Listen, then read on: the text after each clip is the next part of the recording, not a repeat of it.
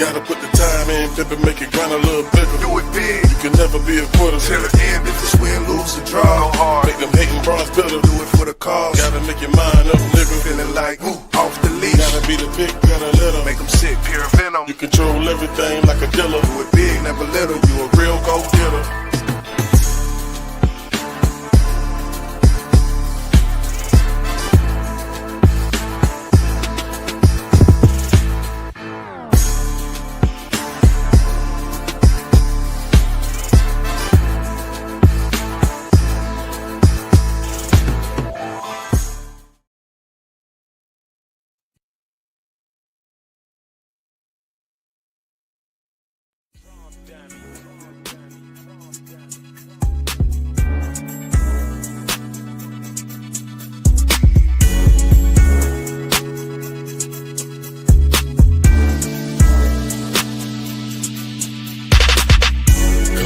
This drink, I really wanna know what you think. If we get drunk and vibe, what you wanna do? Get the juice or the rose? It don't matter, we can do it your way. If we get drunk and vibe, what you wanna do?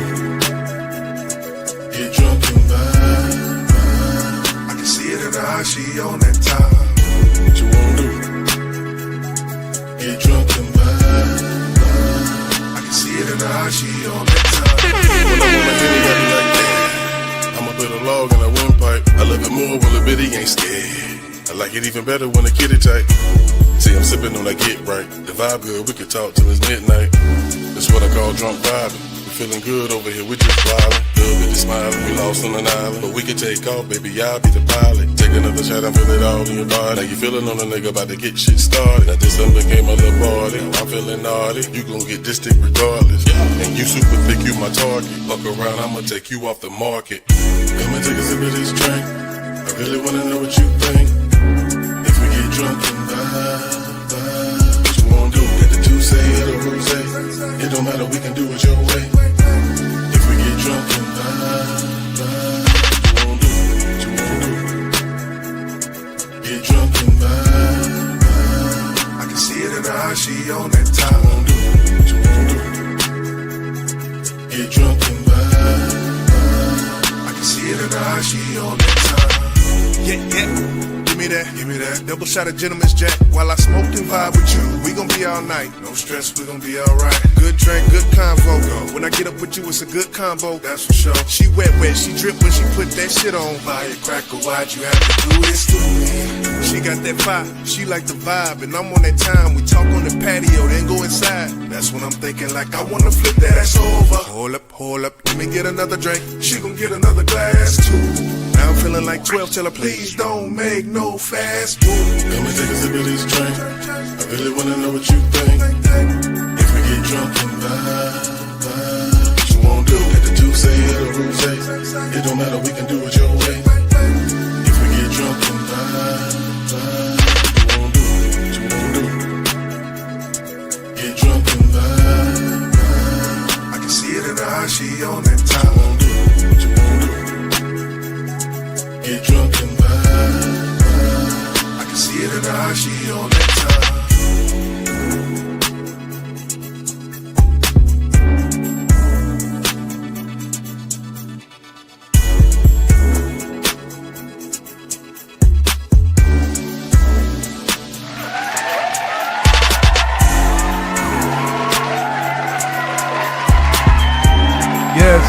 Yes.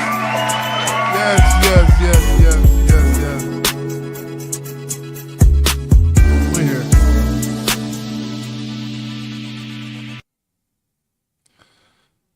Indeed.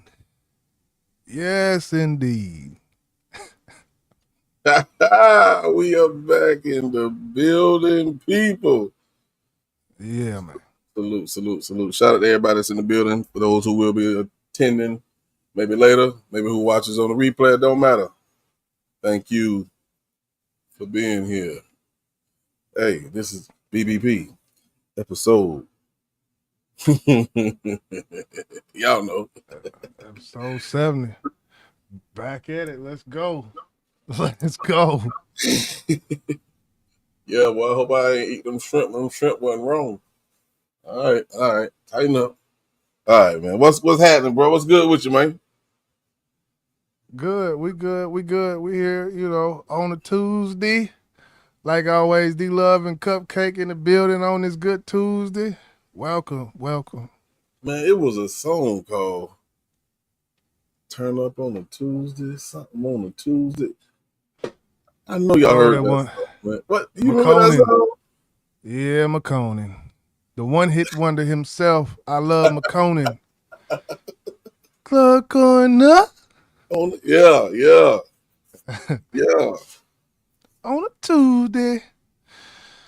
Here we got some things to talk about, man. Let's. I don't know what's good with you, man. What's the whatnot over there in Georgia, man? What's going on? It's a lot, man. Life be lifing, but you got good people in your corner, man. Give you words of encouragement, keep you going, man. So, I want to give a shout out to those who show love even off camera, man. They know who they are, man. So I ain't really got to speak no name, but salute to those, man. Like I told you, my cuz, he lost his pops.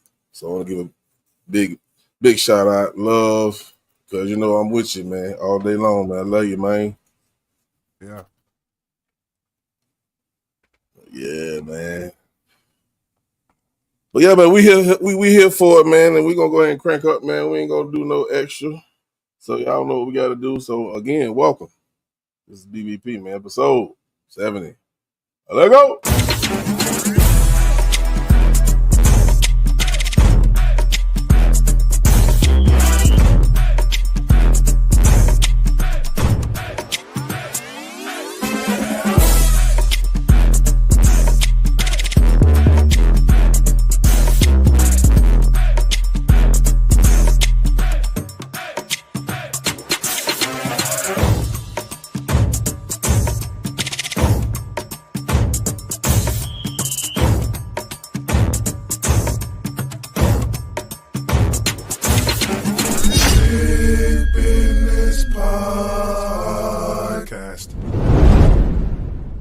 I like that action. Okay, we here with it.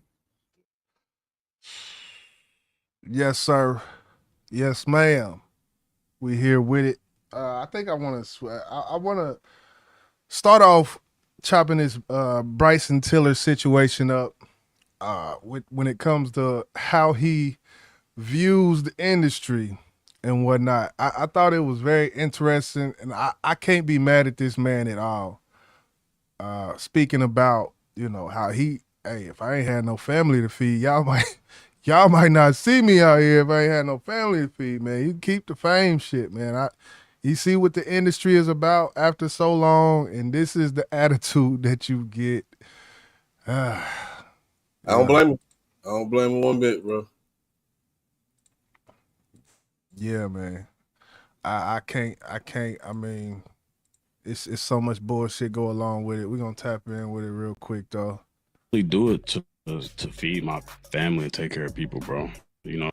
To feed my. Wouldn't think twice about stepping away from the spotlight. I really only do it to feed my family and take care of people, bro. Like being an artist right now, and it took me a long time to really get my money right and figure shit out, and how now I'm straight and my family's straight. But for a minute, I was like really struggling there, like trying to get it back and figure out what the hell I was gonna do. But like, if I could, somebody called me, if Drake called me tomorrow and said, "Hey, bro, like, just write for me for the rest of, whoever, Chris, just write for me," or all these people, like, I would stop being an artist right away. You know what I mean? Like, I'm working on the game right now. I've been studying game design for like 5 years. And, granted, I'm not doing it really for the money, but like the moment I have some success in something else that can feed my family the same way I'm feeding my family right now and take care of the people, I'm done being an artist, He said the moment he finds success in something else, he's done being an artist.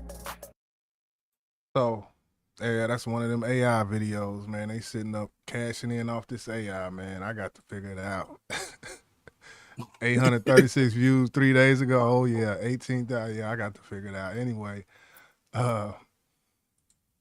so like I said, I'm not mad at that at all. Game developing, going into different endeavors and whatnot. Uh, that's just where it is right now. There ain't no physical copies out here to sell. Shit, you Right. And you know, that kind of remind me of I think I let you share that clip with you with Scarface, Oh yeah. and he said he won't drop another album. He will not, especially with the way the game is today. And you got to respect it, man, because you know how artists get paid. The only way artists sees big checks is doing shows. That's it. You know, you got some artists who make a little bread off of streams and whatnot and digital downloads, but the money is in doing the shows. So Yeah. I can understand, but I think when it comes to Bryson Tiller, he doesn't value the fame. I would, if I was big, I wouldn't give a fuck about the fame either, because the fame really brings you more problems than anything. Biggie said it best.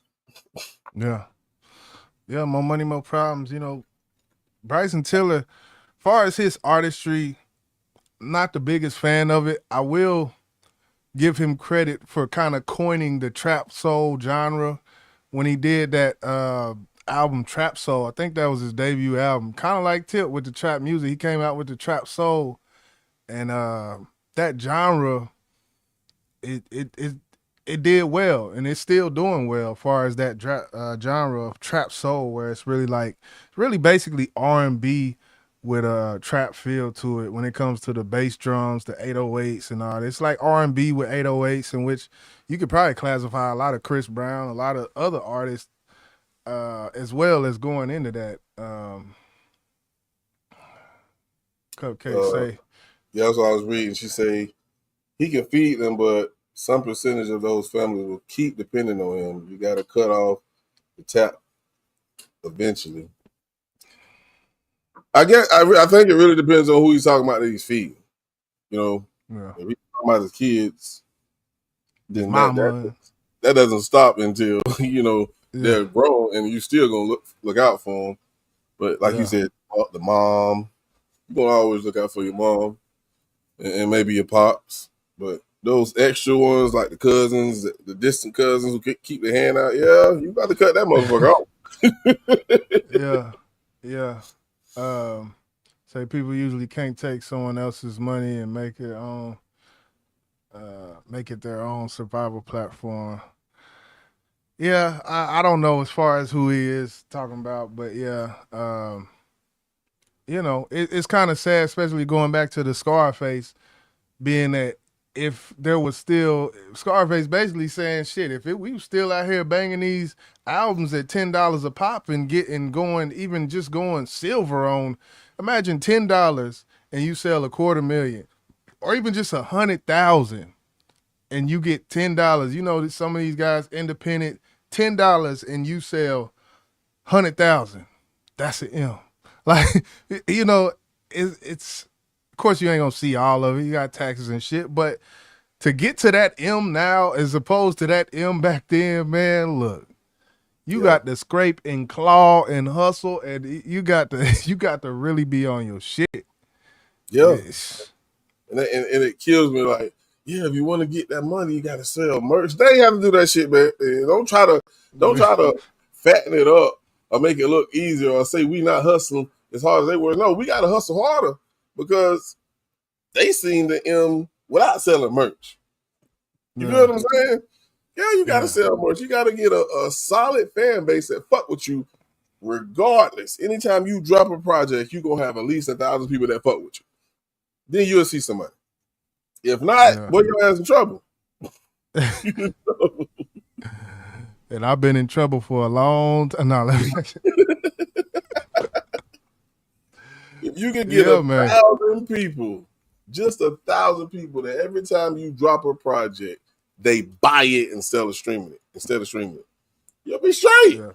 Think about it, man. They buy all your merchandise. They buy every album. You'll be straight. But you know how hard it is as an independent artist to get 1,000 people that consistently listen to your music all the time, every time you drop. Yeah, man. It's one of them things. It's the viral moments. It's the this is to that. The dude like DDG, all the streaming shit and these streamers. I seen a dude, what's his name? Screwface Gene or something.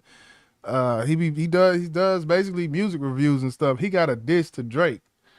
250,000 views on it in the first day. Diss to Drake, and he's a podcaster. Like so it's a many ways to skin this cat. And as far as 2025, it's all the every other way besides just making music is the way to get into making music type of thing. That's just Let me go ahead and throw it out there. yeah. If BBP blow up, we get we start doing thousands and thousands of viewers every time we go live or drop a video. I'm dissing Drake, bro. I'm telling you. I'm going in his head, bro. Oh man. Yeah. So yeah. I guess let's chop this Roots shit up, man, with the Roots real quick, man. Listen, I wanted to play this video, man. It's crucial through this in here. And this was information I did not know about this song that everybody has heard. I think I've seen it said 75 million views on this video. The Roots featuring Erykah Badu is the title on the video. And Eve was rapping on this song and never got credit. I think they said she was, 14 when she did this verse and never got a lick of credit by the Roots for doing this. Let's watch this real quick, man. This shit crazy. Hold on, let me put it down here because I want to be able to stop this shit if need be. So that's going to take a little bit. But I know y'all heard the song, If You Ain't Worried About Me. All right, the shit loaded up. In your story is You Got Me.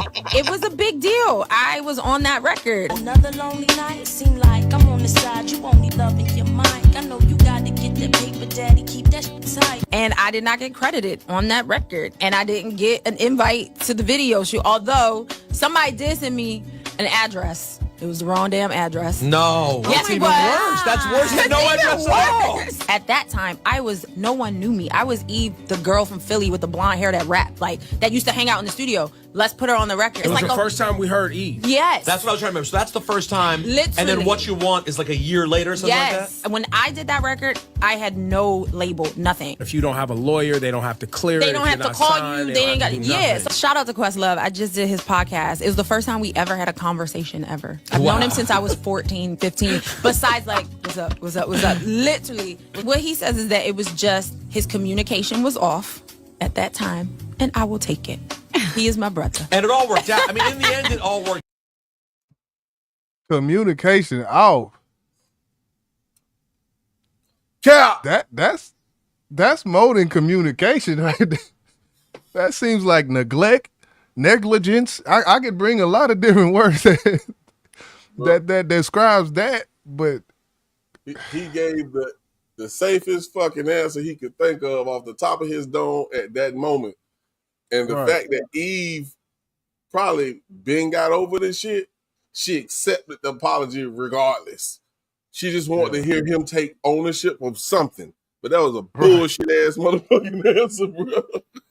Because imagine if because of course they said a year later, she really just kind of, I guess, started getting some traction or something came out a year later. So, but just imagine if that never came out. Right. And just imagine, if she might have went into the medical field or so, who knows? I'm just saying hypothetically. And then you got this big ass song and people don't, that shit crazy, man. Yeah, that shit crazy. I think it's the fact that she did probably sign with Rough Riders, and they was like, oh, she done forgot about what happened over here. You know what I'm saying? She 14 years old, bro. She don't know about no fucking contracts and not having an entertainment lawyer and all that shit. She just know I'm on a motherfucking song that's being played worldwide, and I'm on it. Shit, everybody know me now. Come on, man. They shitted on that girl. Yeah, they did.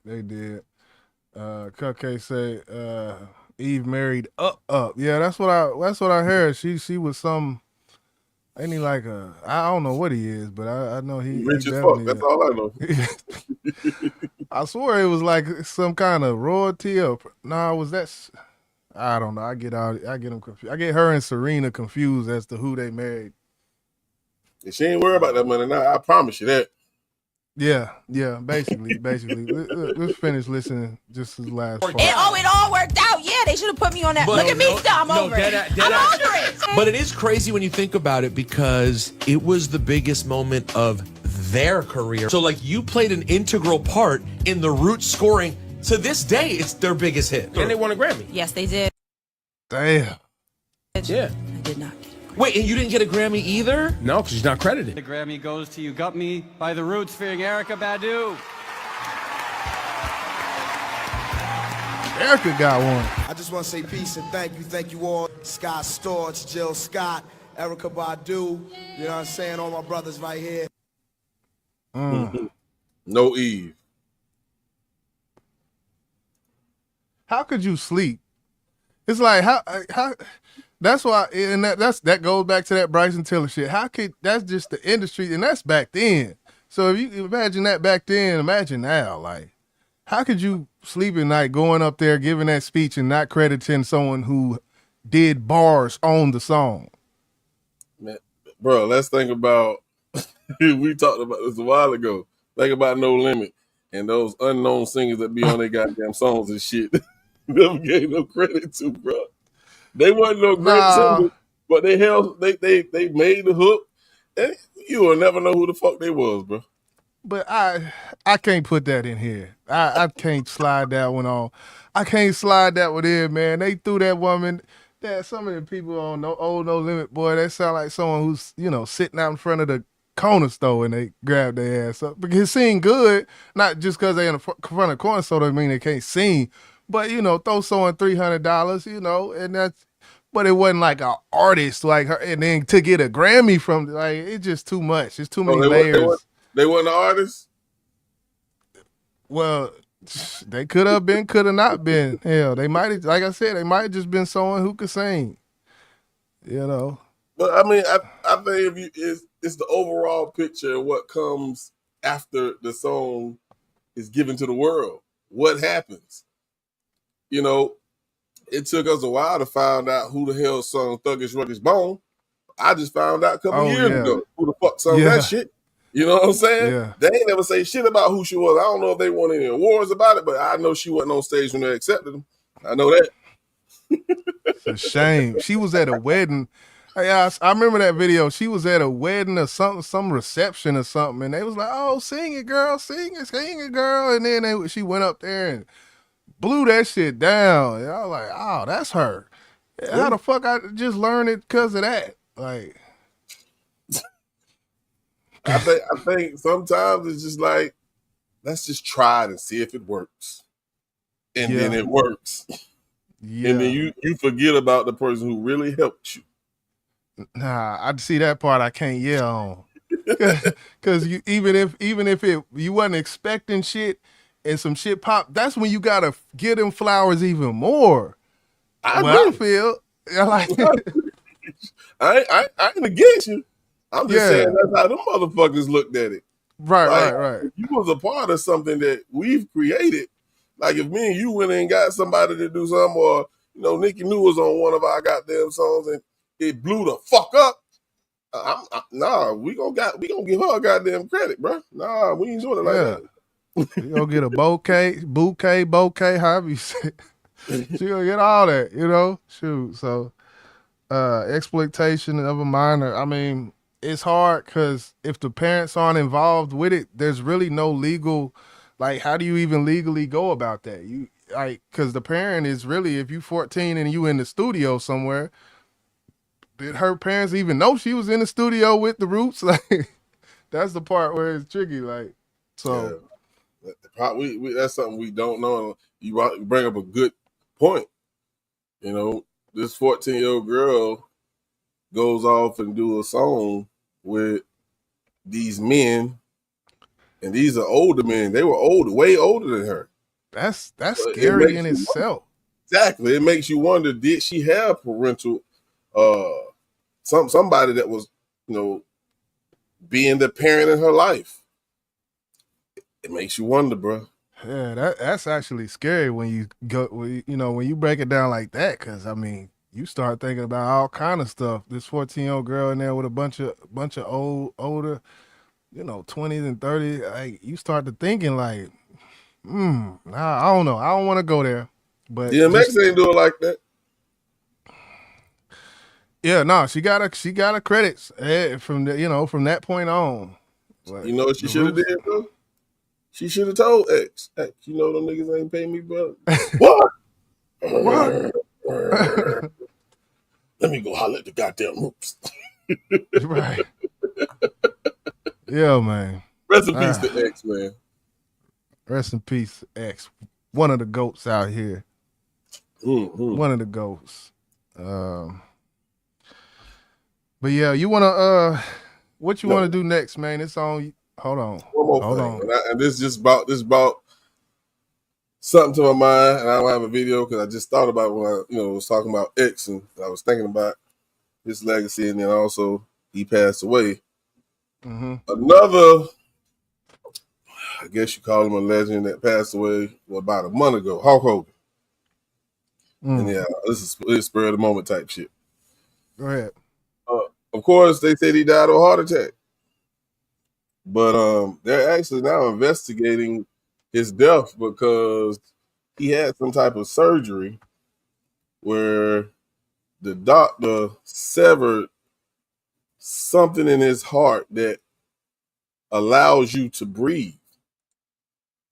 And I believe it was maybe, I can't say how long it was until he passed, but they feel like that was the reason he passed. So they are investigating that.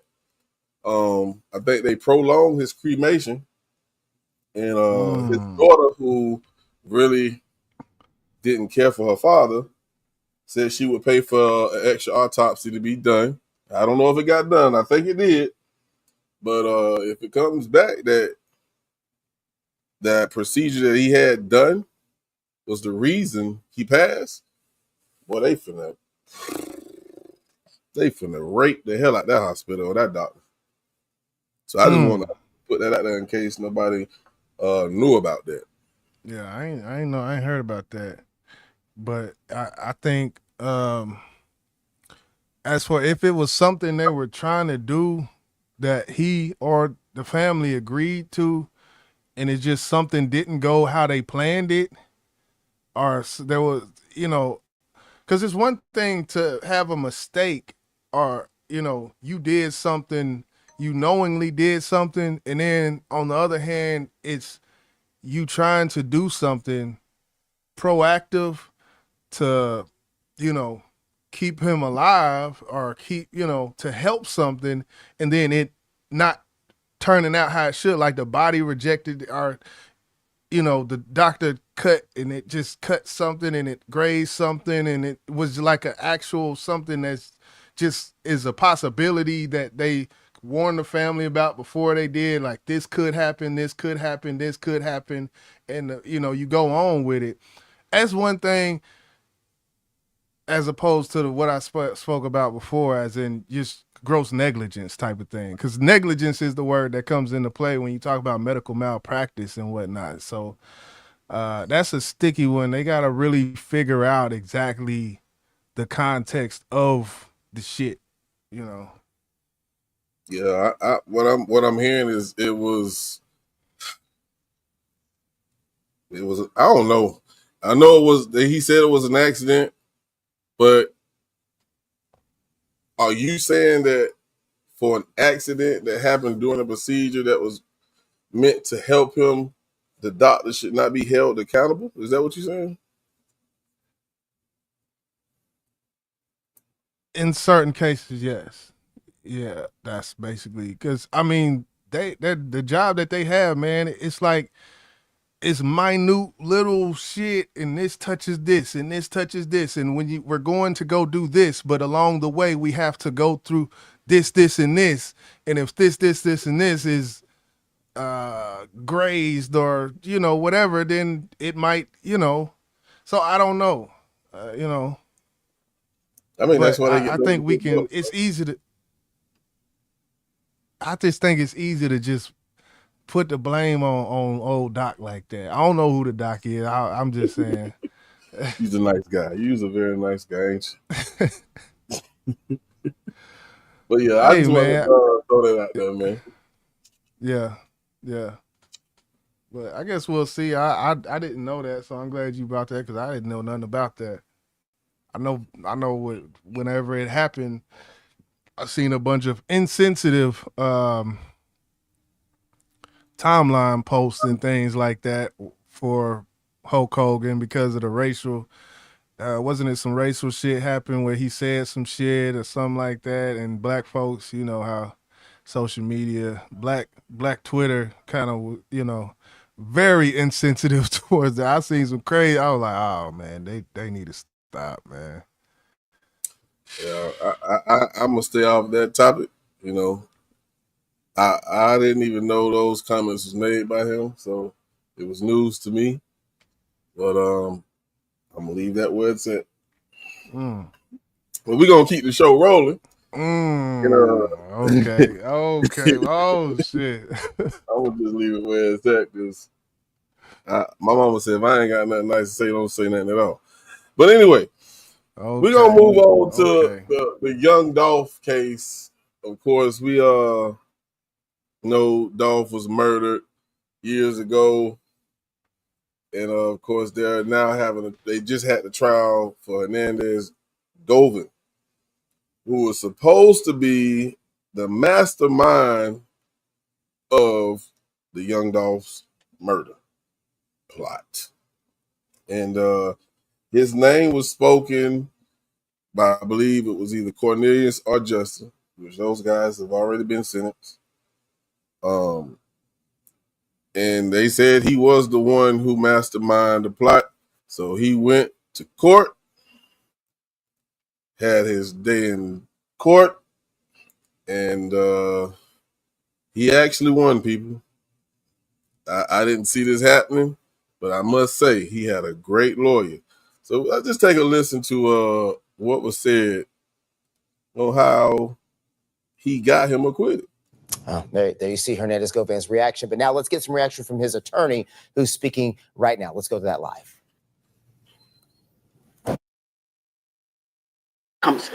I'm always on edge because there's cases I thought I would have won easily, and the jurors just get swayed by the publicity and the media. It's been so one-sided, calling him a mastermind. The press has been going crazy because only the DA talks.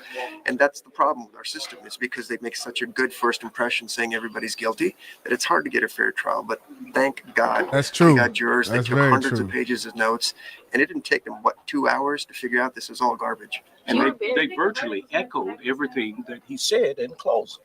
And they were very critical that anyone could be locked up that long and didn't have the resources to defend themselves. The jurors said that. They echoed that. And the guy said, I am offended. I'm offended by this. And he said, and he was disappointed in Mulroy. And that's your elected official. That's my elected official because I live here. And you just go and do something. You called that testimony with Jesse Browning BS, a joke. Why? Because it was. Half the stuff was just made up within a couple of days of this stuff, and they gave us this mystical receipt that's never been in any of the police reports. The jurors didn't buy it for a second. I just want to, give y'all a little information. Hernandez Govan, he did not have the money to afford an attorney. They say this group of attorneys did it for free. Do I believe that? Fuck no. I think somebody paid for it. It wasn't Hernandez Govan. Somebody paid for it. They felt like he was a black man, he was a poor black man who couldn't afford a legal defense. So they said, again, quote unquote, we'll do it for free. I call Cap. Just wanted to point that out. second. The lead investigator, Dabney, was incredibly honest when he said these are the mistakes that we made. And then you call up somebody that's willing to do or say anything to clean up the case to get a conviction. You saw how they shaded off the phone records. Where are the text messages? Where's any of that from Justin Johnson to our client saying we're going to do something? I presented hundreds of text messages where he's threatening people, trying to go shoot people with others. Govan was never in on any of it. And the fact that you're still asking me these questions, I find offensive because it didn't happen. You would never take anything you heard in that courtroom for any decision you would make in your life that has any significance. You would laugh at me if I said, believe those guys. So let's just keep it real. This is all garbage, and I'm grateful that he's out, and I'm sorry in the world that he had to do 9 months in prison. And I'm just grateful his fiance called me, and we have the resources to help poor people. You were very passionate in your closing arguments about, about Govan being just a man from Orange Mound up against the system. Kind of talk about where that passion came from. When I go to 201 and look at the people that are in there, I know a lot of people do wrong, and I understand that, and I don't want violence in the streets because I live, in towns as well. But it's just so wrong. If I can see it, there's no way a jury couldn't see it. And that's why it took, 2 hours to figure that out. I mean, obviously it would have probably been quicker had they not had to go through the evidence and do their job. But the fact that anybody in the press would say, oh, it was this or it was that, it was clearly flagrant. And I wish we'd be reported as this is what your justice is in Memphis. So if you're black and poor, you got a problem. So this was Mr. Govan, how do you feel? Mr. Rohr, this is pro bono. I was unclear with Right. that. Yeah. Oh, it was. To finally have this stress taken off your shoulders. Yeah, and have my life back. What's the first thing you plan to do? Go hug my son. Mr. Govan, you haven't smiled all this week, but obviously you have a lot to smile about. Just tell me just about what you're feeling in right now. Like I said, it's kind of hard to explain the feeling of getting your life back, just from 12 people, so I'm just blessed, and I'm just ready to go see my son. What was going through your head when you were waiting for the verdict this morning? Nervousness, of course, it's natural, but I got a team around me that was very confident and supportive, so without them, it wouldn't be no me. I just want to thank again, Manny, Robert, Haley, Beth, Handel, Contrell, Leanne, and just everybody that played a part in proving my innocence. You heard your attorney say if you're black and poor in Memphis, this is what happens. What would be your words of advice? Leave Memphis. Damn. Do you plan on leaving Memphis, sir? Of course. Damn. Golly, hold on, man. Hold on, man.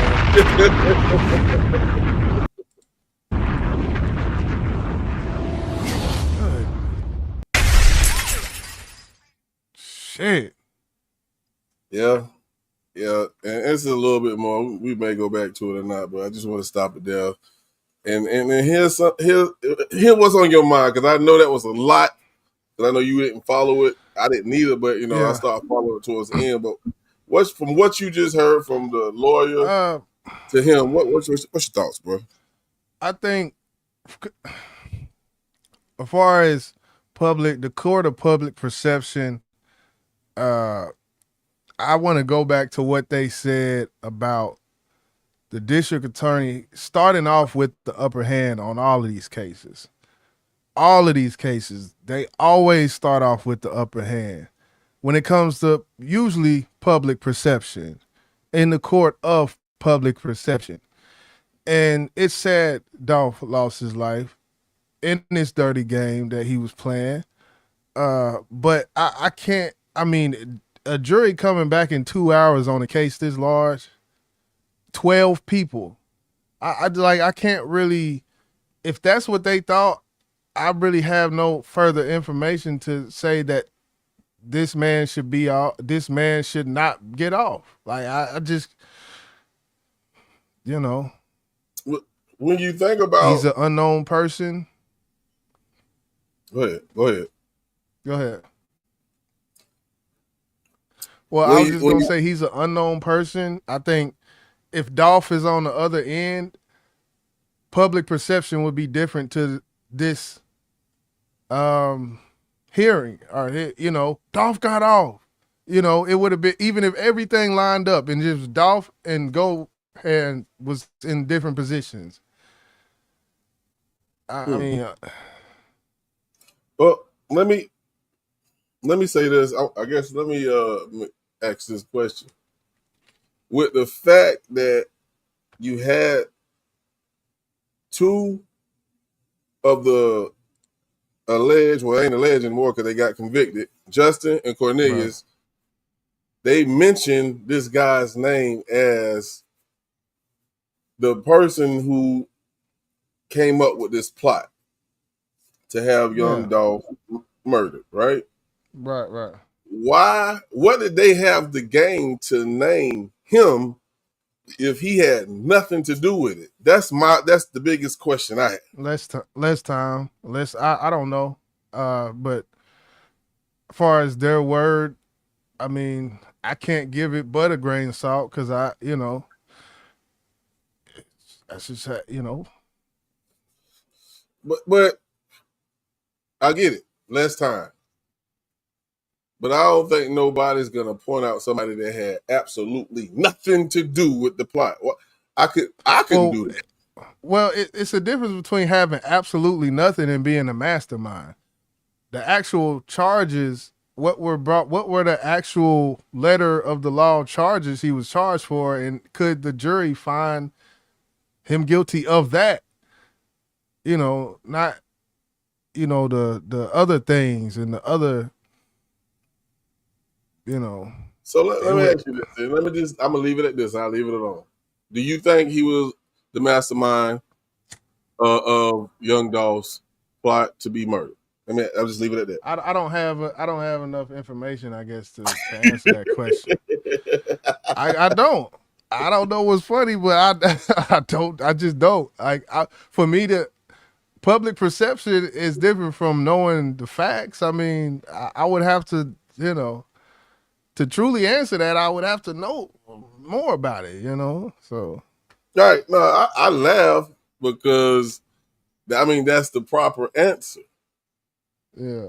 But in my head, I'm gonna just always stick with.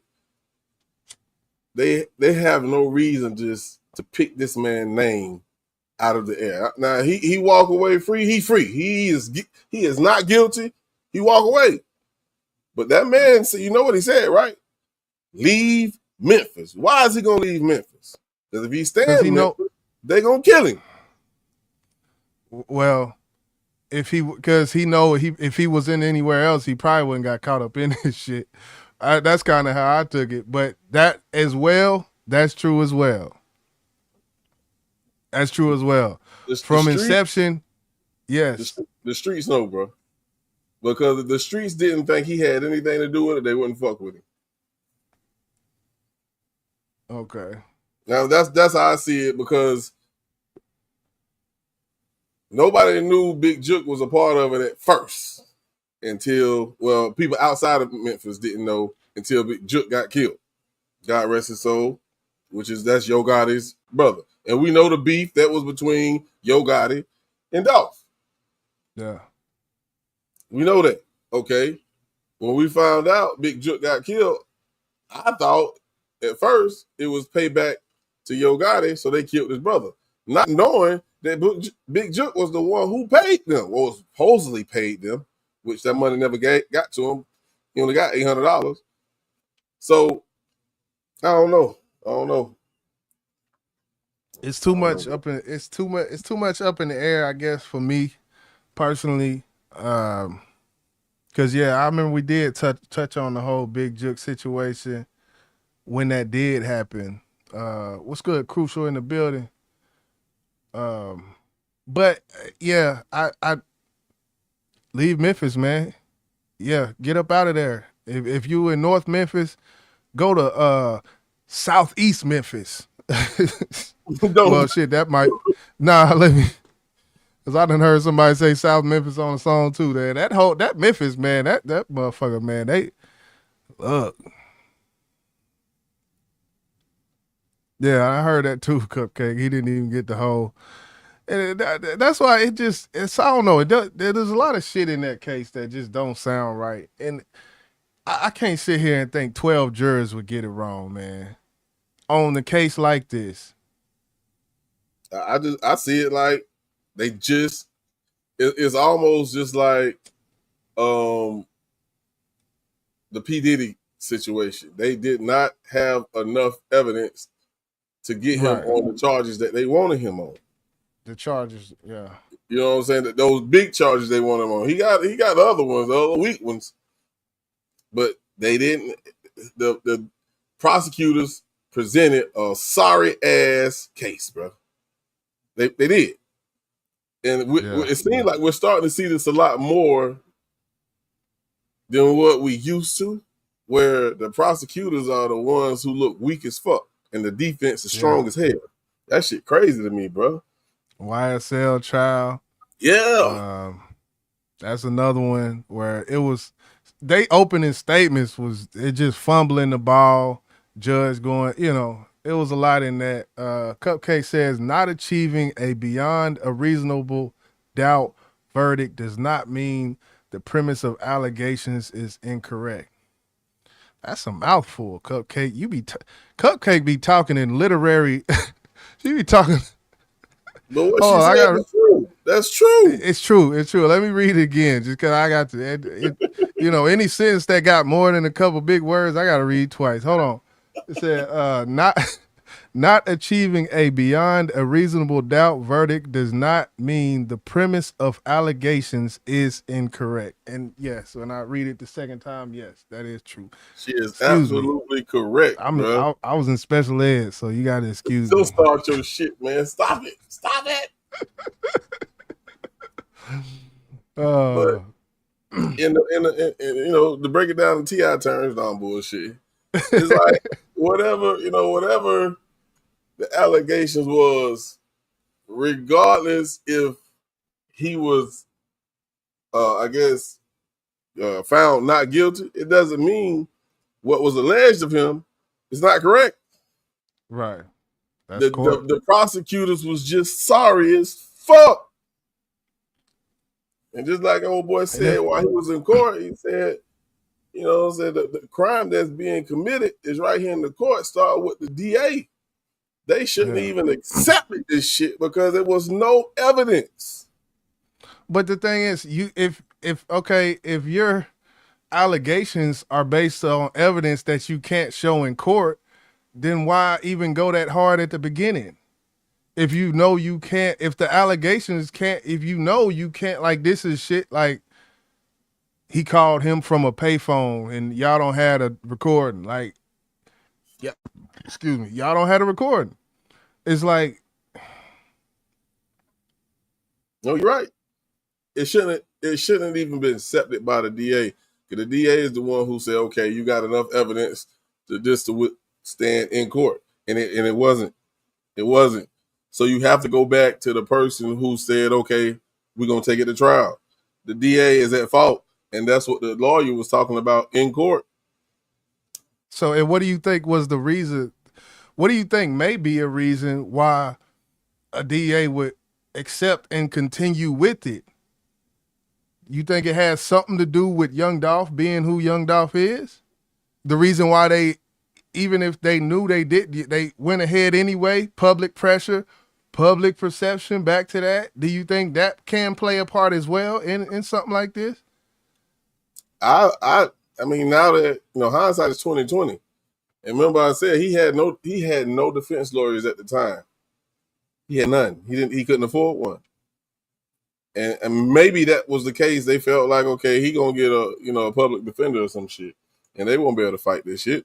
And this man come up with a fucking group of lawyers who came in there to fight, and they fought hard. And that's the only thing I can think of, because as a DA, you have a job.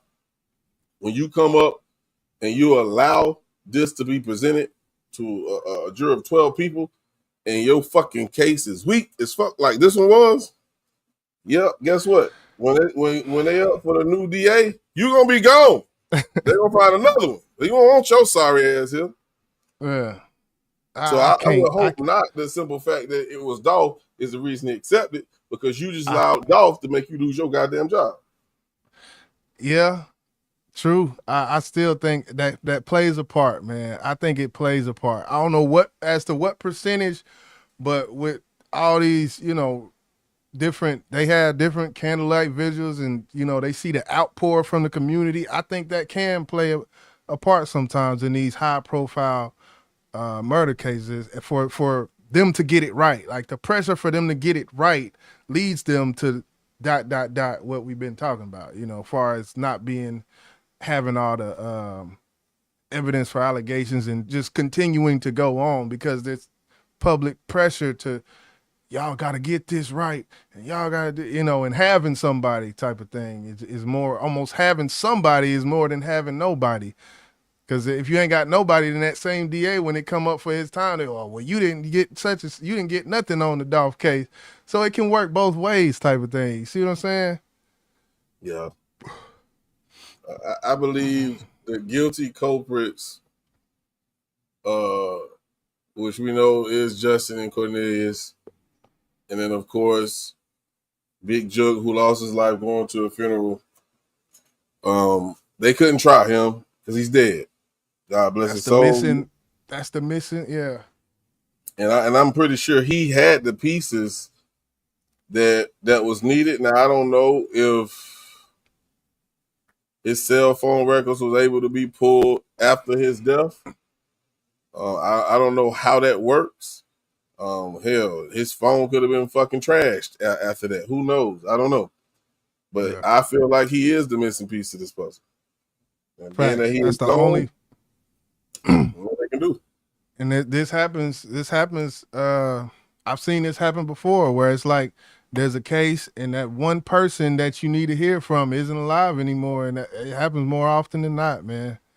And the cookie crumbles. They fall where they fall, and people just gotta accept what it is, So, yeah. Make sure streets know how to get things done. Absolutely, and I think that's what happened to Big Jook. Like we're not gonna wait for the justice system. We're gonna handle it ourselves. An eye for an eye, tooth for a tooth, and that's just what it is. She said witness intimidation actually ends up giving prosecution of inroads. The heart being my way, I can't be seeing shit. Yeah, prosecutors a lot of inroads. Okay, I couldn't see it because that damn heart being in the way. Yeah. Yeah, man. So I don't know. That's one I really can't just go in too much on though. But I thought there was some good discussion in there. I think we got a clip out of that one. She was say, I don't know what the hell's so funny, but shit, if I can't get I understand though, man, because you stand on principles. Ain't nothing wrong with that. Yeah, man. But yeah, we ain't got to really go back into that no more. So yeah, that was just something we want to talk about with you guys and see what y'all thought. We got a bunch of smart people that be in the chat over here. What do you want to move to next, man? Well, let me go to the title. I got something I want to touch on because I thought it was interesting. I think this let's knock this whole Cardi B out the way with her case and whatnot. I think you got a video for it. I don't know too much about it. Yeah, Cardi B is in court now, and it's an assault case, and I should have had this ready, but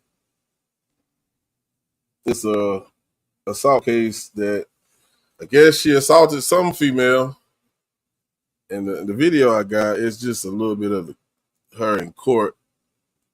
And let me just share my screen real quick. All right, BBP episode number 70. We here with it. Hit that like button, man. We got a few more topics to touch on before we get up out of here. We almost at an hour, but we're gonna be up here for a little bit, Oh, there she go. I heard she kind of did some back steps on her Cardi. Your first name, Imani, yes, okay. Emani. Perfect. Thank you. Take a seat. Please watch your step. Okay, so it says a security guard who claims Cardi B attacked her and she's gonna take the stand. So let me see if I can get up to where it's at. You just tell us in your own words. Yeah, you know, You Law and got to Crime, the they fifth got the floor. full. You were doing your rounds.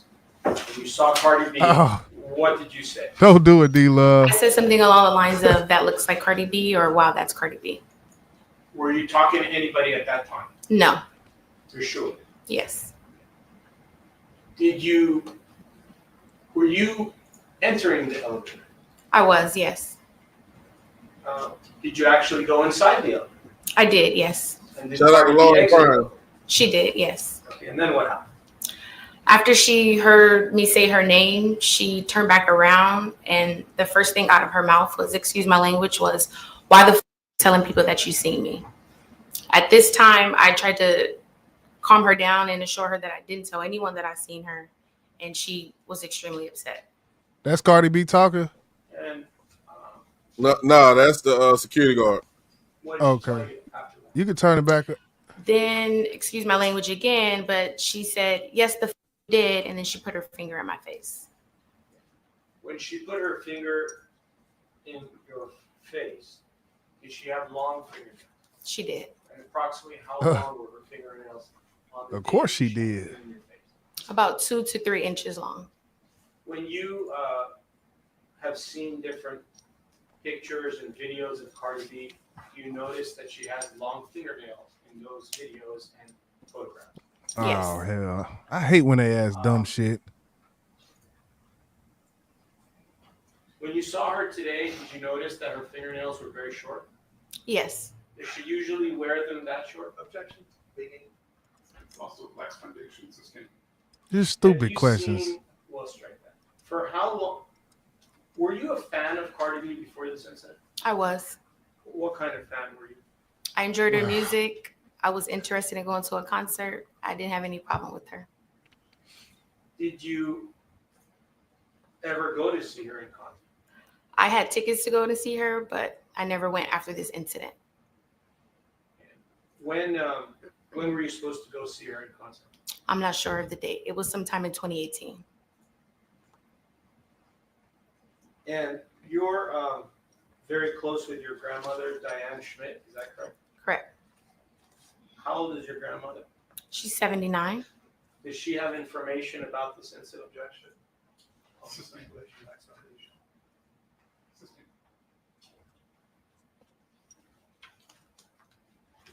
Did you show your grandmother the scar on your left cheek after February 24th of 2018? Could you repeat the question, please? Did you show the cut on your left cheek after February 24th of 2018 to your grandmother, Diane? Is it up? Yes. And Yeah, loud as it can go. what year were you born? 1992. And how many brothers and sisters do you have? I'm the oldest of 5. And your grandmother has seen you regularly from birth up to the present time? Yes. And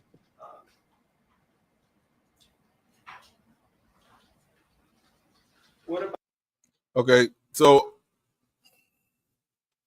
I just want to give a little piece of what was going on in court today. I believe this was the first day they actually went to court. And just listening to that first little bit of those questions to the security guard, which is the person that Cardi allegedly assaulted. Let me ask you this, YJ. Do you think this was worth going to trial for, bro? This sounds like some more conflict that happened outside of a fucking club, bro. Right. That's why it's like I'm sitting here and I'm kind of confused. He asking her these little bum questions and shit, like asking her, were her fingernails this like? And it reminded me of watching that YSL trial. That's why I stopped watching the fucking trial day for day like that. I was, trying to get my little update. Then after a while, it was like, man, the fuck you like her fingernails? Is she what? How many inches do you think her fingernails were? 2 to 3. What size are her fingernails now? They're short. Well, does she usually wear long? Like, man, this is an assault. They act like this shit is a murder trial. Like how they, you know, D-Love say she got that auntie. Yeah, that ain't the wig she wear. That ain't the wig. That ain't the wig she wear on the video. But yeah, man, they need that need that when they say speedy trial, this need to be a speedy trial. But she said, "Fuck it, I'm taking this shit." Nah, I ain't so hey, I guess maybe she feel like Cardi she is do not shit the out. one to settle out of court. We already know that. Cardi will take your ass to court, and Cardi don't feel like, I guess she was wrong, just like she won at Tasha K and won. But in this case, this person says you assaulted me, and I think these questions they're asking will play a part in the assault because maybe those nails scratched her in her face when she slapped her. I don't know what really happened. Yeah. But I'm just looking at this as like, couldn't this shit been settled out of court? This is a waste of taxpayers' money, bro. That's what right. It is, man. It's got to be something else y'all could be deliberating about in this damn courtroom with these wood grain walls and shit. What's good, Miss Chloe? What up, Chloe? Yeah, I don't know. Yo, and I was listening to this earlier today when I was trying to find something we was gonna talk about. That I was like, why the fuck are they in court about this? You know, and this, I guess this happened what, back in 18, 19, something like that, like 29. Oh man, yeah. I don't know. I just think some things shouldn't even be in court. But you know, do you think with an album dropping in September? Now let's really think about the shit. Don't do that. I mean, because she didn't have the power to say, "Let's go to court now." Right now, she did have the power to say, "Let's drop my album," or "Let's go ahead and prepare my album to be dropped around this time." She could have did that. And of course, you're not gonna stop your album from dropping because of an assault trial, because it's not a murder trial. So of course, you're not gonna stop your rollout. You know, she been like Jordan Lucas told us, she been promoting this album for a whole fucking year. So of course, you know, she like, hey, I'm dropping this motherfucker. But golly, it just seemed like shit. You could be doing something else right now, Cardi. God damn it. Yeah. Yeah, because at the end of the day, go ahead. At the end of the day, I don't think she's gonna do no fucking time. I don't think it was no weapon involved. It was just her hands. Right. So like, if she's not gonna do no time, if she is convicted of assaulting this security guard, she may get probation. Right. Even with her in her status, that probation is supervised. Even a supervised probation for this shit, she gonna be able to move, go to all her tours, all her shows and rehearsals. Even it's not gonna affect nothing she doing. So I don't know. It just she said, do she even got a scar? Paper cuts qualifies assault. Latina pride is all. Latina pride is why. Yeah, Latino pride. Hey, that's special. That's special. I'm gonna just skip a little further up a little bit to see if we can catch something else before we just drop this, because this is crazy.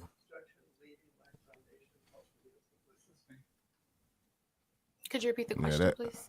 Yeah, that court footage, man. They need some compressor microphones in that bitch, because that shit always be low as shit.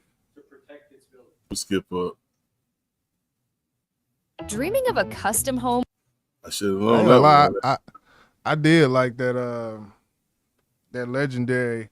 I like that last little song. I like that last little cut Cardi B put out, man. I was. Oh, that's her. Too. Yeah, that's her.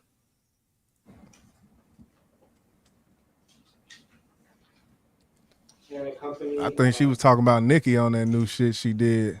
She was. She had to be talking about Nicki on that fucking song, man.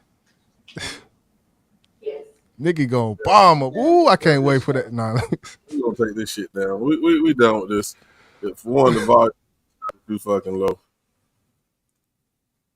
Yeah, but Nicki about to drop an ether on her ass, boy, for that shit, boy. Why? Nicki ain't gonna do shit. Nicki ain't gonna do shit, man. She heard that. She heard every word from that song. Let me tell you. Nicki scared of Cardi, man. Big Cardi, nigga.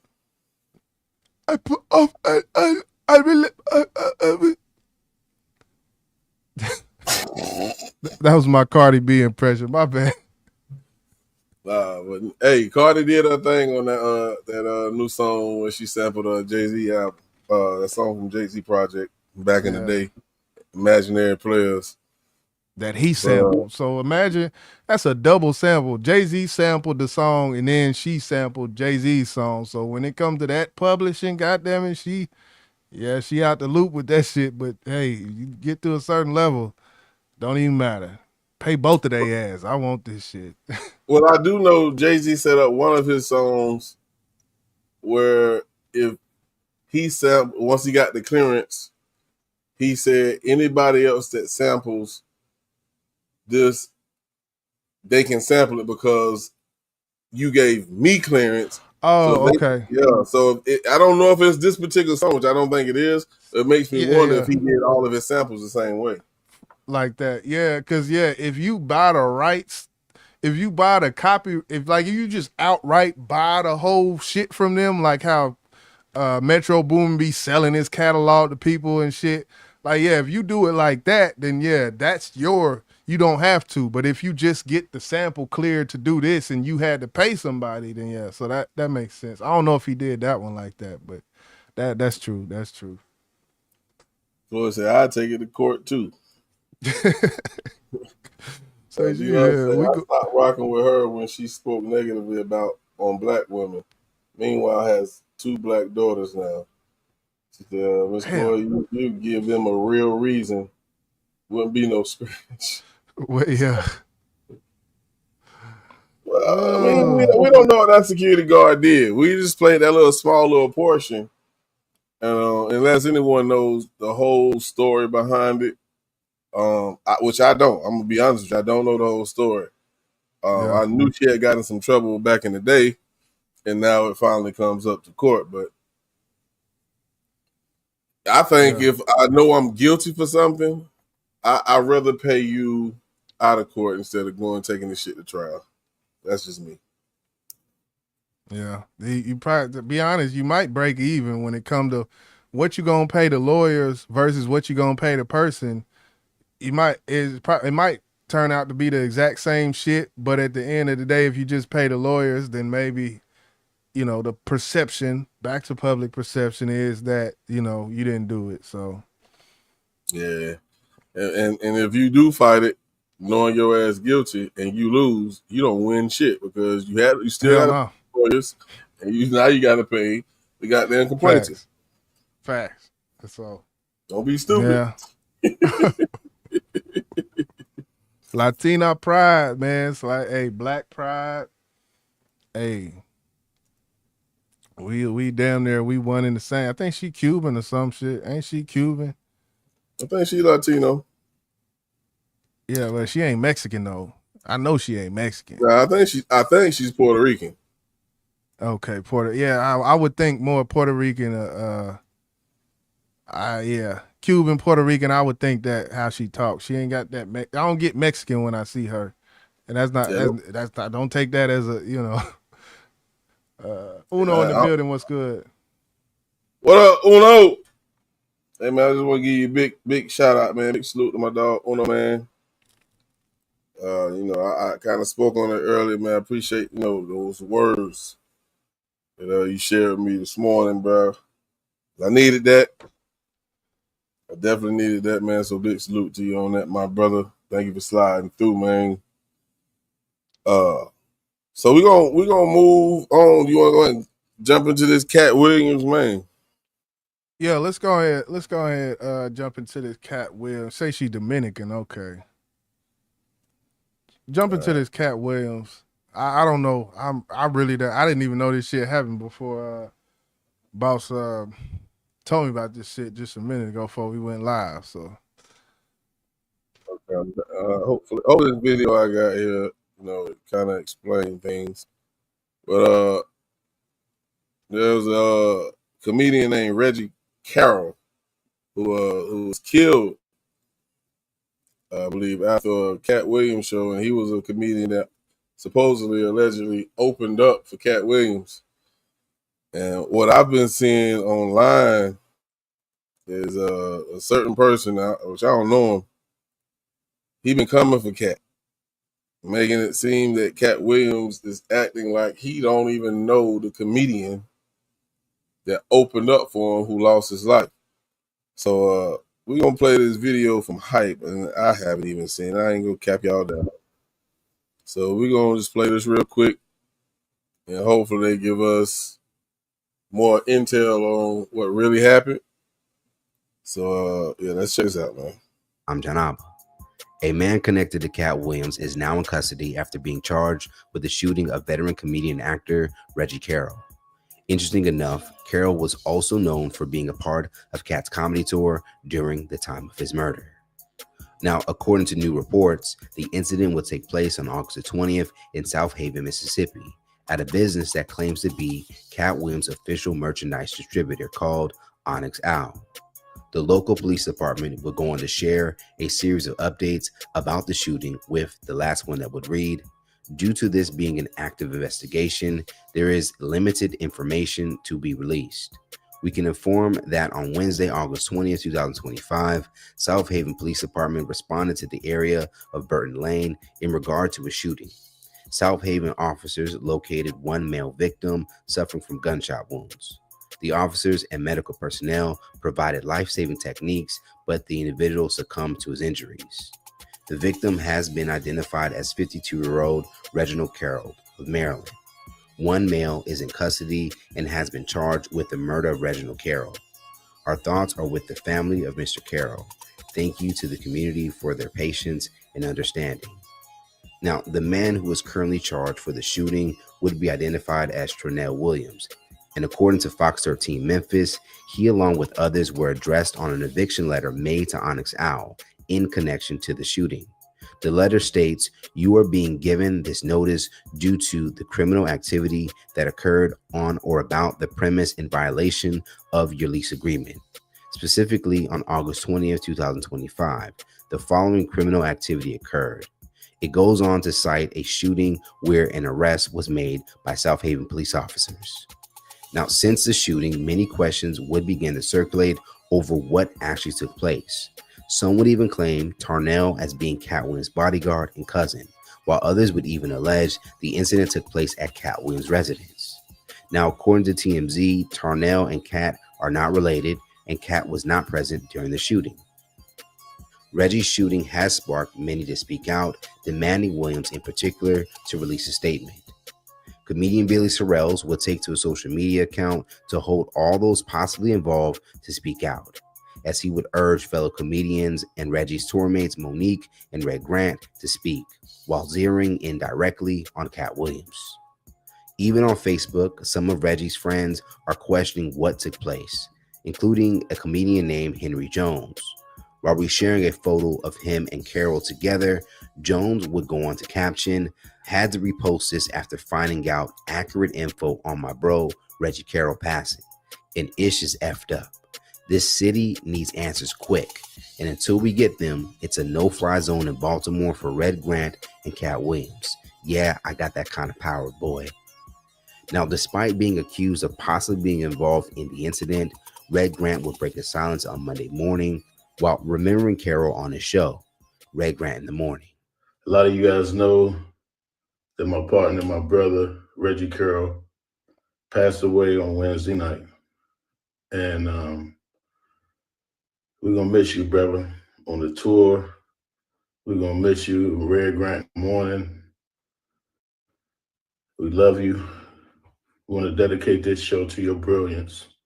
I want to send condolences to your family, your moms, brother Rick, all the people who love Reggie Carroll. people of Baltimore, and the whole entertainment business. This show's for your brilliance, brother. We love you. Now, Grant would also make a post on his Instagram on how he will be honoring Carol, a part of the show. This morning, 10 a.m. at Red Grant in the Morning, we honor your life and legacy and dedicate the show to you, King, comedian Reggie Carroll. Rest in the portal, as you would say, brother. You are missed.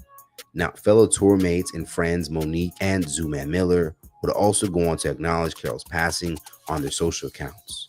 As far as his family, Carol's close ones are seeking answers to help figure out what really took place. There even appears to be a press release circulating which urges Katt Williams to speak out and provide information. Now, at the time of his passing, the Baltimore native was 52 years old. What information, urging him, they urge the police, urge the investigator, I don't know. Maybe I'm missing something. Yeah, this information is it's everywhere, and from what we heard, they said Katt Williams wasn't even there. Now, how true that is, I don't know, because I wasn't there. But all I know is a lot of people are calling Katt Williams out to speak about this shit. They feel like he is ignoring the fact that it happened, or he even knew the guy. And it's crazy because Monique said something. Big Red, whatever his name is, Red Grant said something, but Katt Williams have yet to speak about it, and it's weird because you heard that the rumors was that this dude that killed him is kin to Katt Williams or is connected to Katt Williams, which I don't think Katt Williams had anything to do with the dude getting killed. Right. Just so happened, I think the simple fact is that this guy who allegedly killed him was connected to Katt Williams. That don't mean Katt Williams had the dude killed. And I think that's what a lot of people are trying to say. Right. As for, I do think a statement or, he shouldn't act like it never happened. Right. I will say that. So from that standpoint, I get that. But as far as him, at a full-on press conference and, giving information and this is an investigation at this point. They're trying to figure out what happened, put all the puzzle pieces together. So, as far as if he had something to do with it, I can't speak on that. Only thing I can speak about is if Katt Williams said something about it or not at this particular point that we at right now. And he hasn't. And he hasn't said anything. Right. When was this? Shit. A few days ago. Okay. Don't get me the line. I know it was within a week's period. But I think, some people feel like Katt Williams is always talking about something and talking about other people's business or whatnot. And when now this is a situation that's tied to you, you're not speaking at all. And a lot of people would like to hear you just say something. Right. Don't ignore it, bro. Because it just makes you look like you have no feelings. Nobody is accusing you of having anything to do with it, but say something, bro. And I don't know if it's Katt's lawyer who's telling him, don't you say a goddamn thing, Katt. Right. I don't know. But I know they on Katt top right now. Anything, man. Anything, man. You'll get crucified. You'll be the prophet Katt Williams for all of last year. This situation happened. That's what. Now you the demon Katt. He spoke prophetic words of Shay, and that's the most influential interview in the history of YouTube and all this shit. Now look, that don't take much, man. Yeah, D-Love said make a post at the very least, in my opinion. Yeah. Nikki said you can't let the internet sleuths make you do or say things. And that's true, Nikki, but he tend to talk a lot. Think about the biggest interview on any podcast last year was Club Shay Shay. Well, he was talking about all this shit. And he was deemed, like you said, a prophet. Because a lot of stuff he said came to fruition. And I'm not saying he has to speak. He can stay quiet. If he feel like that's what's best for him, stay quiet. But just know the internet gonna keep internet. Yeah. And it you know, somewhat, I guess, to Katt defense, and I'm not a fan of Katt Williams. Now I might need to cut my camera. I'm not a fan of Katt Williams at all. He's had a couple hits when it comes to his comedy shows, but I've never been a fan of Katt Williams as far as his stand up. Not like that. It comes off as corny. Comes off as too characterish, too much. Not real. It just the way it. That's how to just get. After 20 minutes of hearing that voice, some people's voice I just can't listen to, and that just. I'm just being honest. You come to rapping, podcast, anything. If I can't listen to your voice, I don't want to hear shit. But so look, I say that because what I'm saying is kind of in defense of Katt. So just to preface that, I ain't got no dog in the race. But yeah, like D-Love said, a post at the least. You know, IG status, whatever. You would expect something from this guy who's so vocal. You know, is the thing. He's very vocal when it's not about him, and now that the situation is about you, you're quiet, and it just looks suspect. And I don't want to use the term suspect because I'm not calling you suspect like you had anything to do with it. But give your condolences at least, bro. God damn. No. I'll leave it at that. Well, it is what it is. Yeah.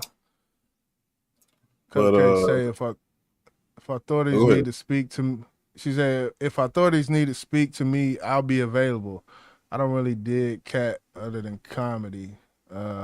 Maybe he's being advised, and that's what D-Love said, maybe he's being advised not to speak, and that's kind of what you was talking about, where, yeah, at times, yeah, he definitely lawyered up. I can, after all the shit he'd have been through with the law, that boy got a retainer, and he keep that retainer, and he keep them retained.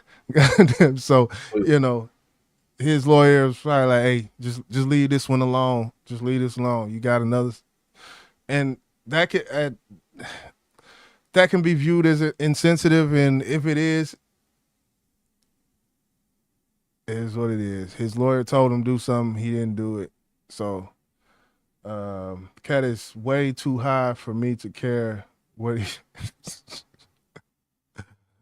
Oh shit. Hey.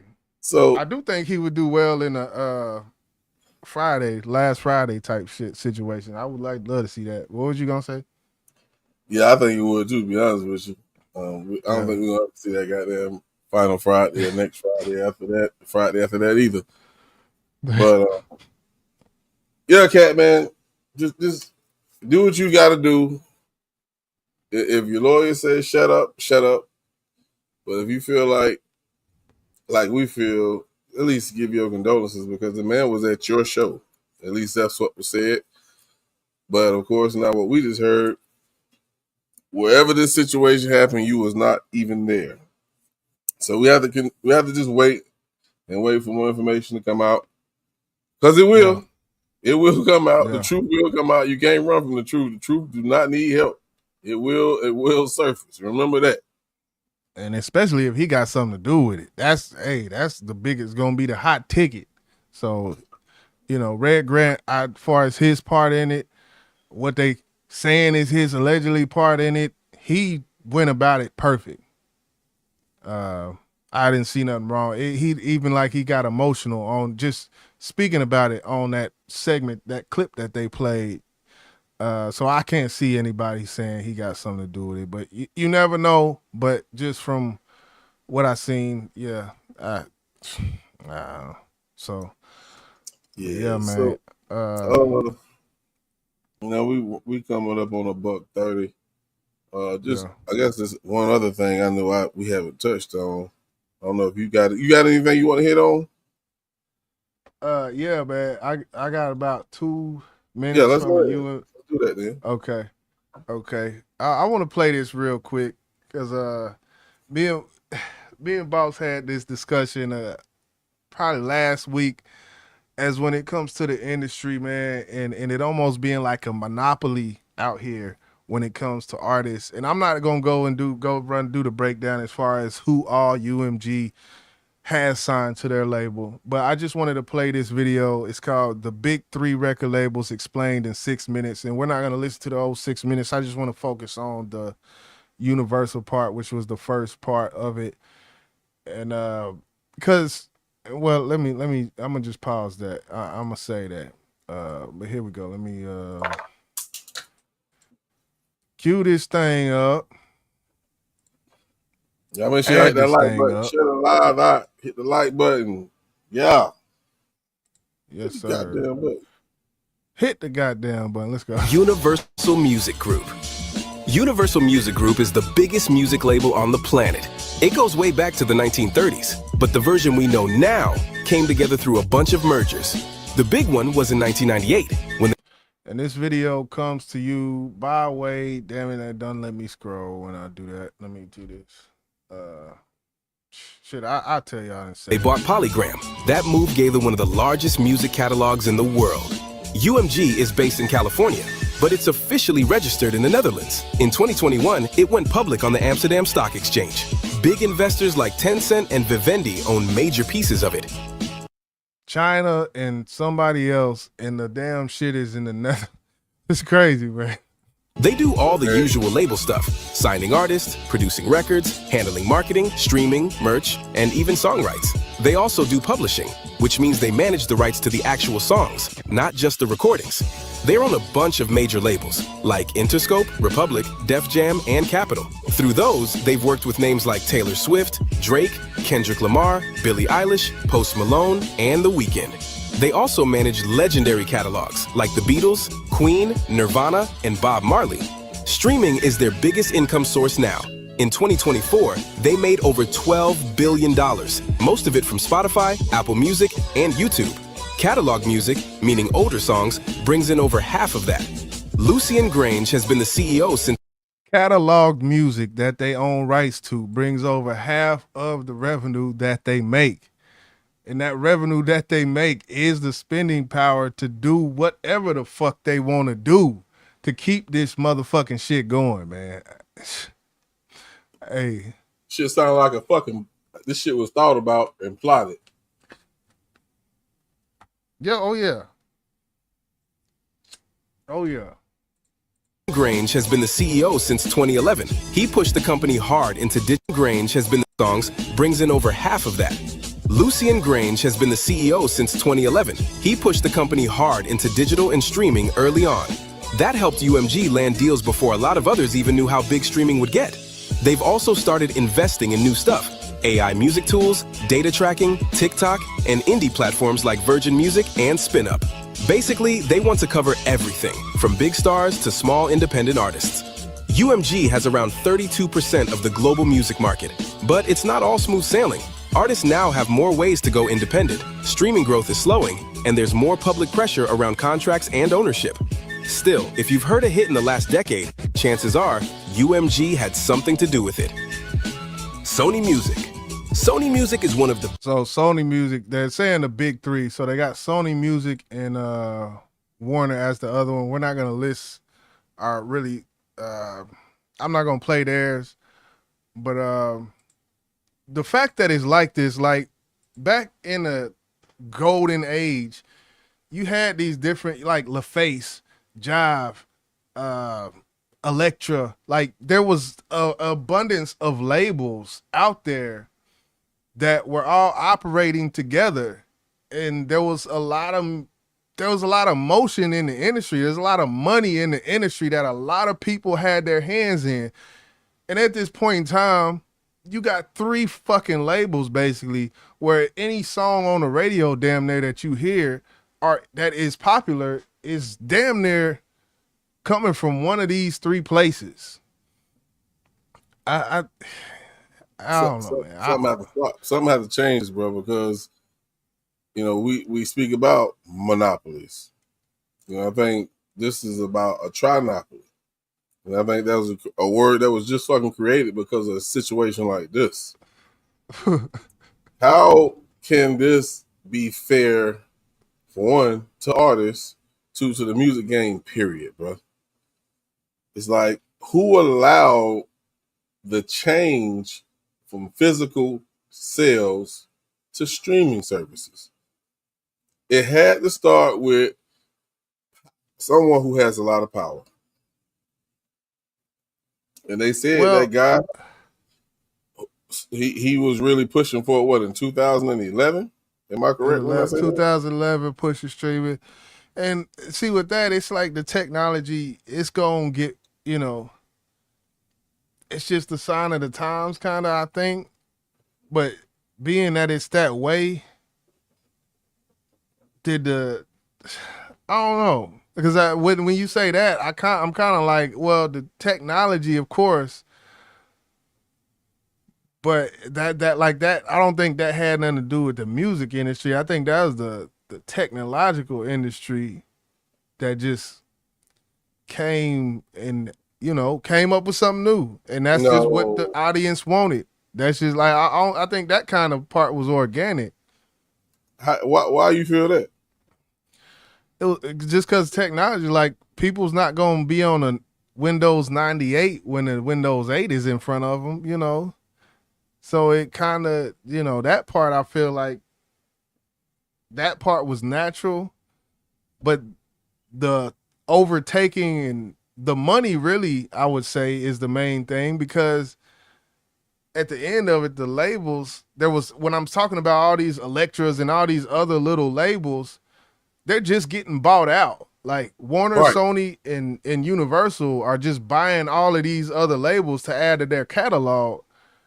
And that's the part right there where it's like, you can't stop it. There's no stopping it, because the money, the label who goes into business, who isn't as big as UMG, they like, well, shit, we making this much. But if, hell, UMG buy us, we making this much, so why are we not gonna sell to them? And that's a whole ethical thing. Maybe it goes into, but yeah, I feel that UMG. I think this is something someone had a vision of, to make more money for the label, or should I say the distribution company. Yeah. And because if we go back to what we was talking about with Scarface, you sell 100,000 records and your CD was $10.99, $12.99. The percentage that they got for those CD sales or those physical sales was a lot more than what they're getting for these streams. And of course, when you speak of technology, yes, everybody is moving with the wave of the internet.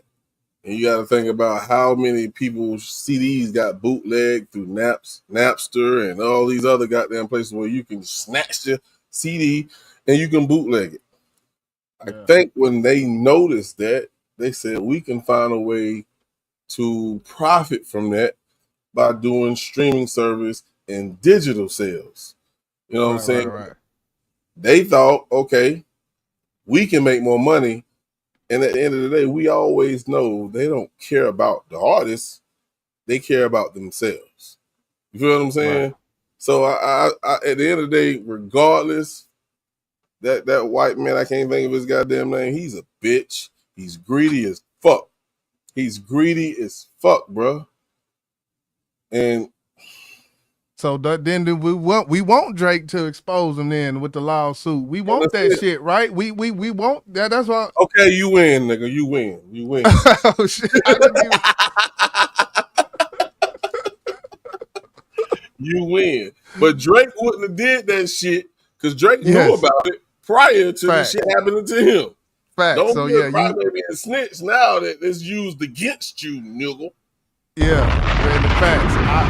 I give you that. You win on that. We got win for a win. Now we even. But yeah, I because I agree with that. But it's gonna be interesting. This whole that was my whole lead up. That was the punch right there at the end. Good job, my nigga. Good Cause job. yeah, I want to see what these courts allow to be like. Okay, you gave all these redacted shits and all of this redacted paperwork. Okay, I want to see the redacted shit. I want to see what y'all blanking out. I want to see these goddamn receipts and shit. The shit y'all got going on up in them offices in Netherlands and shit. They got a corporate out in Netherlands. Hey. Who the fuck rapping in Netherlands?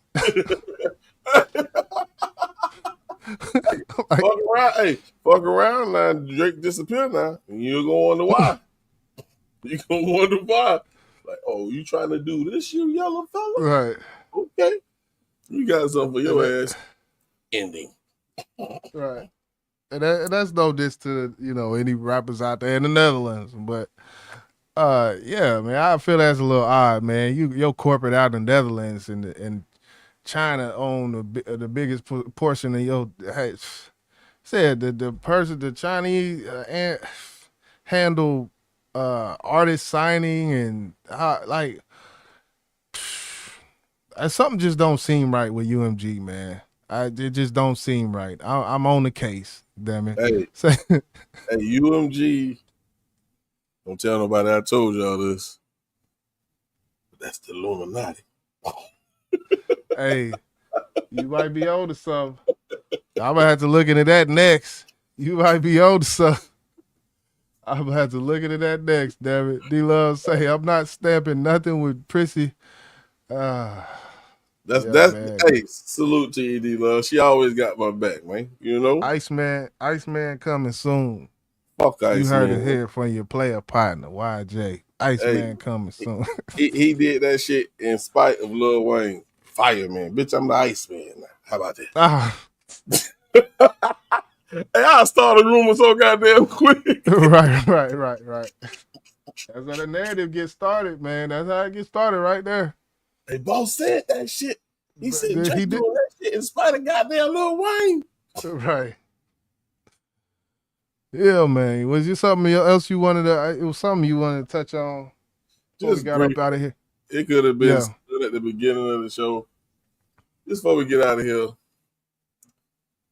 And I know we done talked about it backstage, and I know how you feel, but let's talk with the people. What you feel about Shiloh, man? Shiloh Sanders being waived by the Buccaneers after the punch he threw at the football player who was getting a little too physical with him, man. Do you think the waiver came because of his actions or his performance? Just the short answer for that, in which I don't never give a short answer on certain things, but short answer I would probably say is performance. Bigger than that, I feel like public perception is that these Sanders boys have been treated so terribly since they made themselves available to the NFL.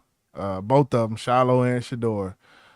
That is the public perception right now, is that they haven't given either one of them a fair crack, and it goes in. There's racial undertones. There's all type of, in which we know with the NFL, that it's the NFL. We know there's no black owners in the NFL. There's no they love us to an extent. I'll just say that. But as far as the whole narrative behind, the trying to cancel and trying to blackball, like they trying to do this and I don't know how much stock I can put into it. I'll just say that.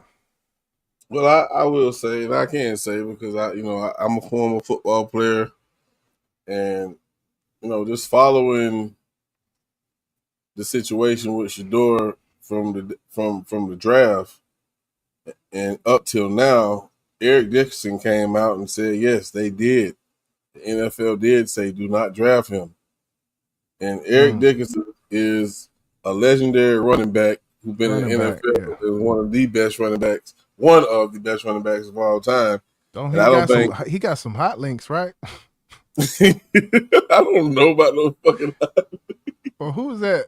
You buy hot links? Nah, my bad. All right, I ain't. I don't know about that, bro. Okay. But I don't think he have no reason to come out and lie. Because you know, people do have inside scoop with certain people, and they speak and they tell you the truth. And if you want to continue to get information from them, you will never ever give up your source. So I believe that part is true when it comes to Shador. With Shiloh, I'm not sure, but I can say his first preseason game he played great. I don't know about his second or his third. I don't know how that went. So I can't give a solid answer and say they're shitting on him. But I know throughout preseason practices, before they even started the preseason, that they said he was playing very well. He's a good player, but then all of a sudden he get into this altercation with a player on the field and he gets weighed. So, and I know Shiloh is a good player, very physical player, very physical player, and so I'm gonna leave it there. But trust me, I'm not leaving off that they just don't like prime time, so they're gonna fuck with his kids, bro. I still feel that way. And I'm not saying that's that's not out of the realm of possibility at all. You know, I haven't followed it like that, so I can't really say too much. So yeah, I know his role is safety, right? Yeah. So I don't know what the depth chart look like. I don't know, speed wise. I know a rookie safety is not as valuable as a rookie quarterback. I do know that. So yeah, I feel like Jerry safety.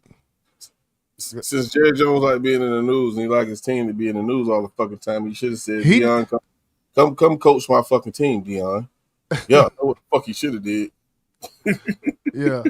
And I don't know if am I wrong when I say this, being that you did play and whatnot. I always looked at safety as a position that's a very specialized position that, you see the veteran safeties like was it Reed? Like you see, like that position in itself is kind of different than other positions where throw that young guy out there and let him run type of position. It's not that. It's more of a cerebral position. Am I wrong when I say that?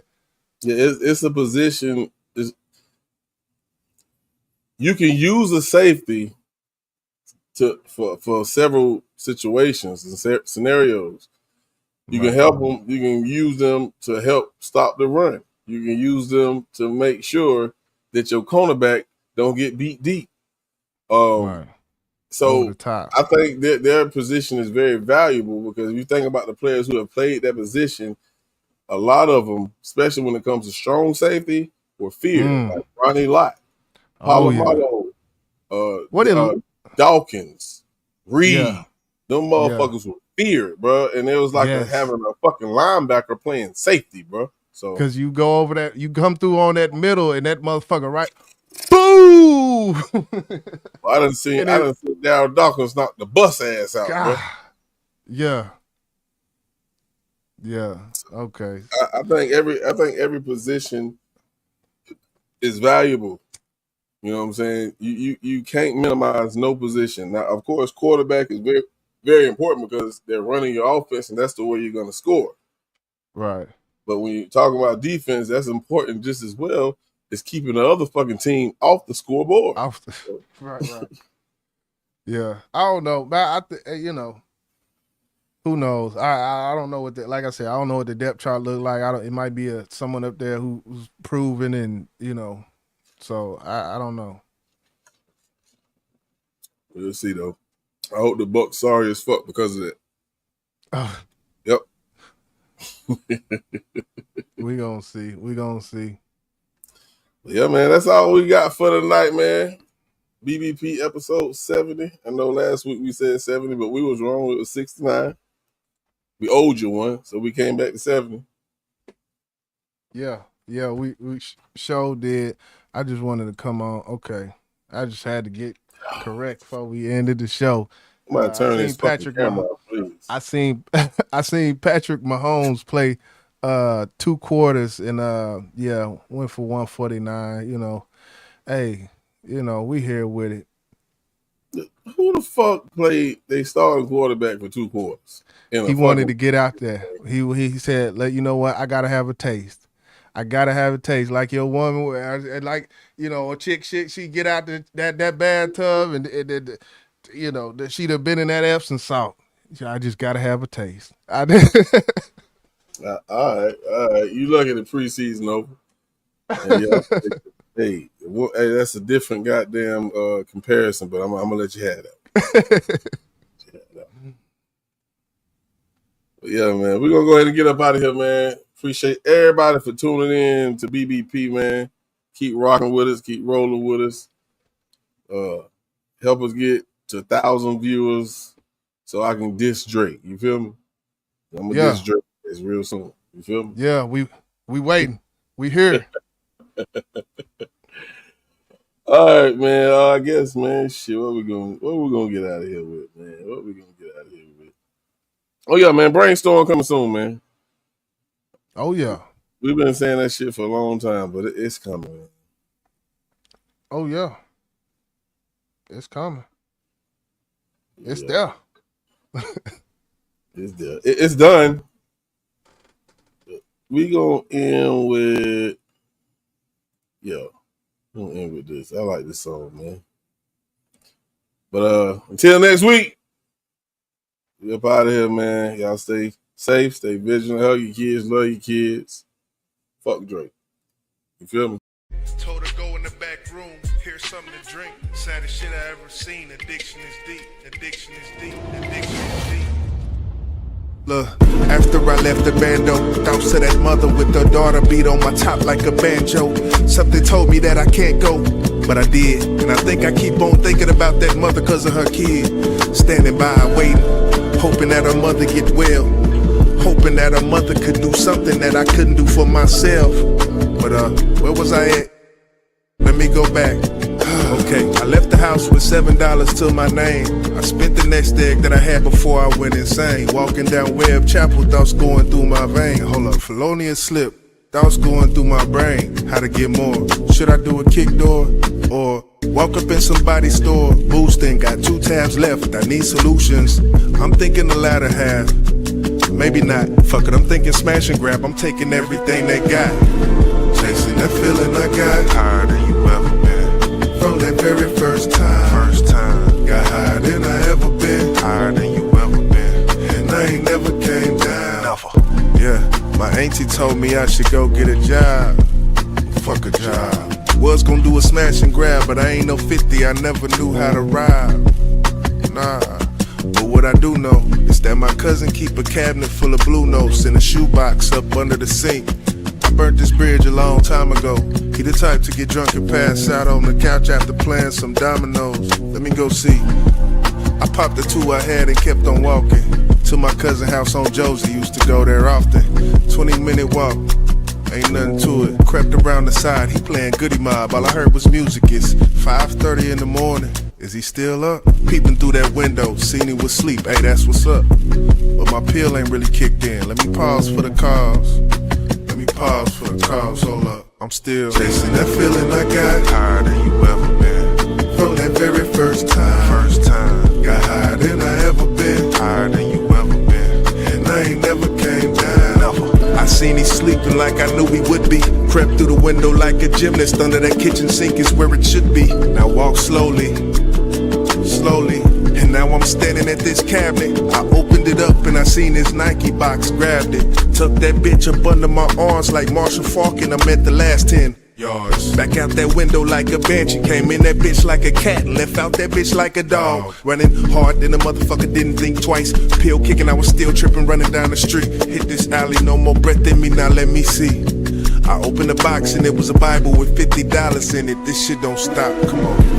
Chasing that feeling I got. Higher than you ever been. From that very first time. Got higher than I ever been. Higher than you ever been. And I ain't never came down. I'm still chasing that feeling I got. Higher than you ever been. From that